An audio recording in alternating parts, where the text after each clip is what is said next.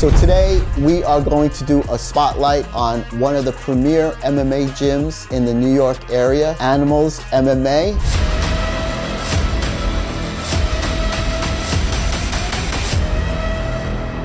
Welcome to Action Hound Media, the site and channel all about action. Life's boring, get some more action into your life. Today we're going to visit Animals MMA here in Yonkers, and we're going to be talking to Anthony Palmiato, a local MMA fighter, and he will be discussing with us how he got into MMA competition.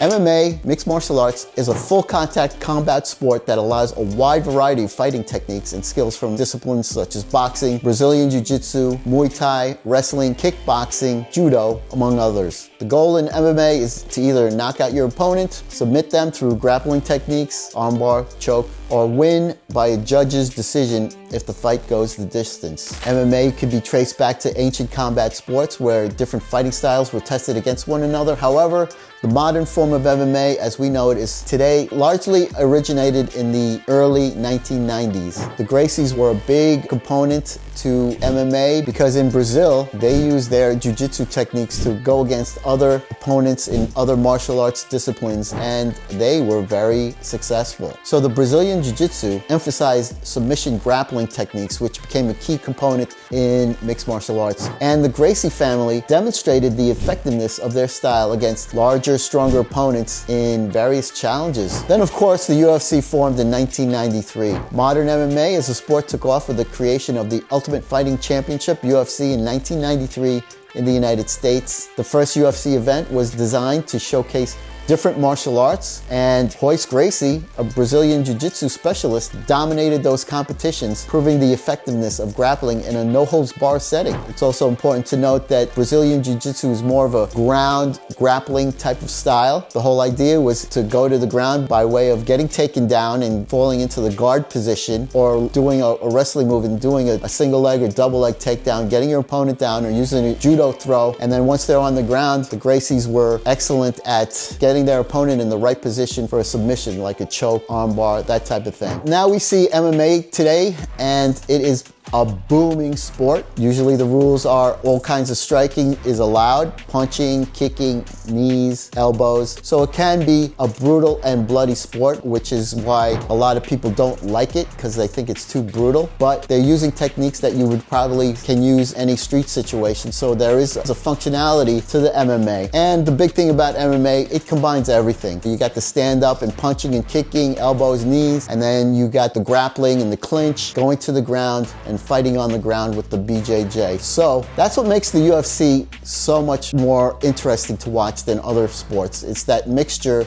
and they really out to kill each other in these matches. What we have been seeing in more recent times is that the UFC and mixed martial arts has a large focus in boxing. People are always trying to knock each other out in these matches because it's, I guess, more fun to watch for the audience. Everybody loves to see a knockout instead of like rolling around on the ground for a few minutes and then getting a submission. If you look at boxing, boxers have the best footwork. So if you can move and make guys miss from that boxing range, from that hand distance range, that's a big advantage. So guys in MMA should really focus on getting good boxing training, and you got to check out the local MMA gyms and see, you know, who focuses on what, and you got to work on your weaknesses. If you have strengths in certain arts, well, you know, you're good at that already, but then you got to work on your weaknesses. I always say, if you're a boxer, you got to work on the grappling, and if you're a grappler, you got to work on the boxing. But all in all, I think boxing is key to improving your skills in MMA. We're going to take a look at this gym, Animals MMA. There's some really good guys over there. I had a very good time visiting them, and it was nice to see that they were very relaxed, very calm, and very respectful people. And I think that's one of the misconceptions, you might say, of fighters, that everybody thinks fighters are brutes and Neanderthals, and the actuality is you need to be relaxed, you need to be in control when you're fighting, because fighting is a violent sport. The only way you're gonna achieve success in a violent sport is to be relaxed.